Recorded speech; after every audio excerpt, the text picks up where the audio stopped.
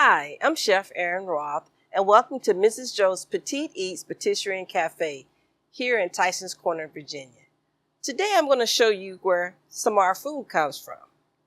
And so what I have today is corn. This is what corn looks like when you pull it off the stalk. This is a cob of corn that still has all the leaves and stuff to it. So growing up in Mississippi, we did a lot of shucking corn. And so I want to show you how to shuck corn. Now, what I like to do is cut the tip off. And there's not really much left, but I like to go ahead and do that. And then using my thumb and my forefinger, I grab the top. I'm trying to grab as much of the corn silk. That is these fibers here. So as I pull down, that's it.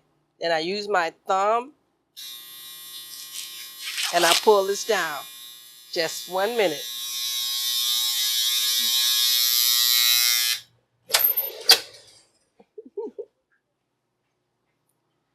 Okay, I'm back. That was some tomatoes, carrots, and onions that I'm roasting for my tomato soup recipe. So going back and see, this is what you have. You see that beautiful? It's just beautiful. And it's different colors. This is what you want. So I'm going to finish pulling it down. And as I'm pulling down, I want to grab as much corn silk as I can. And then all I'm going to do is pop it off. Go ahead and discard much of it. And pull as much of the silk as I can. Again, if you don't get all the silk, that's fine. It's not going to hurt you. Not at all. But I like to pull as much as I can. And then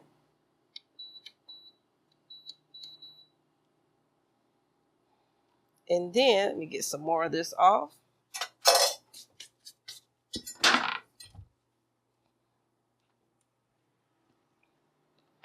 Then all I'm going to do at this point is just go ahead using a knife, just going down the edge of the corn cob while I'm holding it. And I'm just getting all this delicious corn off.